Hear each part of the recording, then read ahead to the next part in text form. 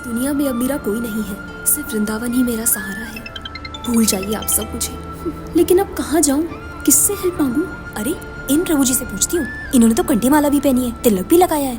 हरे कृष्णा प्रभु जी मेरी सहायता करिए ना। हाँ बताइए, मैं हूँ ना। प्रभु जी मैं अपने रहने के लिए एक जगह ढूंढ रही हूँ, बिल्कुल अकेली हूँ। अकेली? हाँ हाँ बिल्कुल, जिसका कोई नहीं होता उसका भगवान और भगवान के भक्त होते हैं। क्या आपको आपके माता पिता ने घर से बाहर निकाल दिया है? नहीं प्रभु जी, मैं तो वैरागी हूँ।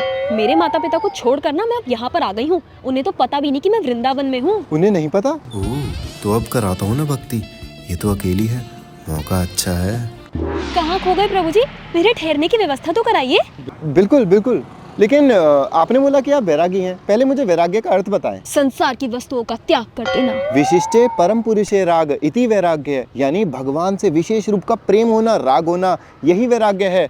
लेकिन आपका वैराग्य तो मुझे कुछ और ही समझ आ रहा है। क्या मतलब प्रभु जी? देखिए, वैराग्य 4 प्रकार के होते हैं। सबसे पहला शमशान वैराग्य। आपके घर में लास्ट किसकी मृत्यु हुई थी? दादाजी की। शमशान घाट पर जब उनकी चिता जल रही थी तब आप क्या सोच रही थी? कि हमें भी एक दिन ऐसे ही जल जाना है। इस संसार में कुछ नहीं रखा। और फिर घर आके क्या किया था? देखिए, अब किसी के जाने पर मैं जीवन भर मायूस होकर, दुखी होकर तो बैठ नहीं सकती हूँ। तो इसीलिए घर आते ही मैंने, क्योंकि सास भी कभी बहुत ही देखा था, उसमें वो मिहिर है ना। बस शमशान घाट पर समझ आया कि इस जगत में कुछ नहीं रखा और घर आकर सब भूल गई। इसी को शमशान वैराग्य कहते हैं। कहीं तुम्हारा नौकरी और घर छोड़कर वृंदावन आने का डिसीजन किसी टेम्परेरी दुख या परेशानी से इन्फ्लुएंस तो नहीं है? अगर ऐसा है तो ये शमशान वैराग्य है। प्रभु जी दूसरा बताइए। दूसरा मरकट वैराग्य। अरे प्रभु जी, मरकट तो मैं रही हूँ इस जगत में। मरकट आप रही हो नहीं, मरकट आप शायद हो।